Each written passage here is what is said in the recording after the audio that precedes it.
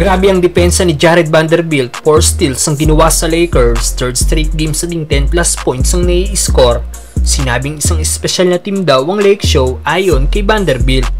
Well, isa nga po sa X-Factor ng pagkakapanalo ng Lakers laban sa GSW si Jared Vanderbilt.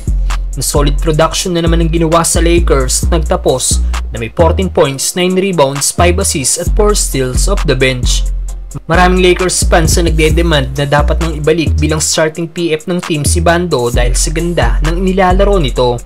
4 sa 5 starter ng Lakers kanina ay nakagawa ng 15 plus points.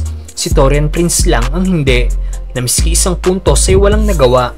Si Vanderbilt na nga pong binabad ni Coach Ham hanggang overtime kaya nagtapos na may 41 minutes playing time ang nasabing Lakers forward kanina. Pinakamahabang inilaro niya ngayong season. Sulit na sulit nga po ang minutong nakuha ni Bando dahil pagpasok pa lang nito, ganda kagad ng assist na ginawa niya para sa easy dunk ni LBJ. Na-steal by Bando para sa kanyang easy layup. Nagaw na naman ni Bando kay Clay ang bola sabay pasa kay Hachimura para sa kanyang transition dunk. Ganda naman ang positioning ni Vanderbilt para sa kanyang 200 dunk mula sa assist ni Dilo. Hindi naman nagkaintindihan sina Steph at Green kaya naagaw ni Bando ang bola, sabay lob pass kay Anthony Davis. Maging ang commentator ay napasabing malaking impact daw talaga ang nagagawa ni Bando. And the slam, Jared Vanderbilt having a big impact.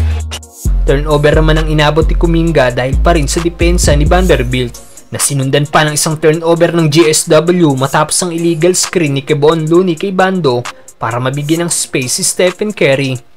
And one by Vanderbilt. Ganda naman ang assist ni LBJ para sa open sa ilalim na si Vanderbilt na nakagawa na naman ng end one. Sa sobrang hassle nga po ni Bando na tweet nito kanina ang kanyang left ankle matapos subukang agawin kay Steph ang bola.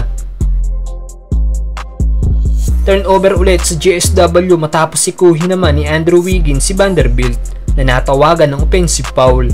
At after ng game, sinabi ni Bando na isang special group daw ang Lakers at nararamdaman niya daw na ito na ang simula ng kanilang turnaround.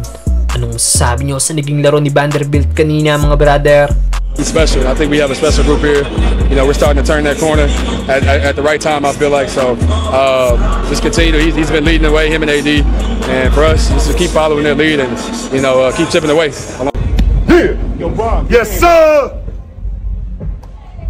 Yeah! Little Saturday love. It's a hell of a win, man. Shit.